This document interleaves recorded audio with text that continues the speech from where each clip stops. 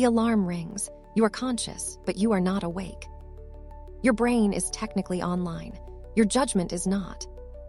In some cases, performance can stay impaired for up to 4 hours after waking. This foggy, stumbling state has a name. Scientists call it sleep inertia. It is not weakness. It is a measurable, biological hangover written into your brain. And your alarm clock has almost nothing to do with fixing it. Waking is not a switch. It is a slow, uneven sunrise inside the skull.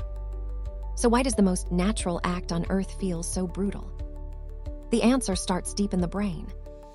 Sleep was once thought to be a single, uniform state. Nathaniel Kleitman changed how we understand sleep entirely. In 1953, his lab discovered that sleep has distinct, repeating stages. Deep sleep is the hardest to wake from. It leaves you the groggiest. When your alarm hits during deep sleep, your brain protests violently. Deep, slow-wave sleep dominates the first half of your night. Wake mid-cycle, and your body is dragged out of its deepest rest. But the fog is not random. Different brain regions wake at different speeds. The thinking brain switches on last. Your alertness centers boot up before your reasoning centers do. The brain does not wake all at once. It reboots region by region. And the last part to come online is the one you need most. The prefrontal cortex. This is your decision-making center. It handles logic, planning, and self-control. For minutes after waking, this region stays sluggish and underpowered. Kenneth Wright wanted to measure the fog itself. His team at Colorado studied cognition in the moments right after waking. In one 2006 study, groggy subjects scored worse than while sleep-deprived. Let that land. In those first minutes, waking can impair you more than a lost night of sleep. Blood flow to the frontal brain rises slowly. Full alertness can take 30 minutes. This is why you reach for coffee before you can form a sentence. Then there is the chemistry. Adenosine builds up in your brain all day. It is the molecule that makes you sleepy. Sleep clears adenosine, but not all of it vanishes by morning. Leftover adenosine can linger, keeping the pressure to sleep switched on. Caffeine works by blocking the very receptors adenosine uses. That is why coffee cuts through the fog. It masks sleepiness it cannot erase.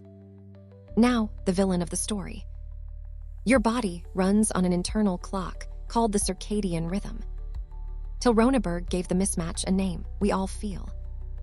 He coined a phrase that reframed the entire problem: social jet lag. Your biological clock and your alarm clock disagree. You wake before your body is ready. Roenneberg found most people carry hours of chronic social jet lag. Your alarm forces a sunrise your body has not scheduled yet.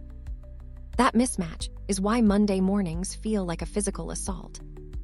We live in a society that respects clocks, not bodies. And then there is the hormone. Cortisol naturally spikes in the hour before you wake. It is your ignition system. This surge is called the cortisol awakening response. When your alarm beats the surge, you wake with no fuel in the tank.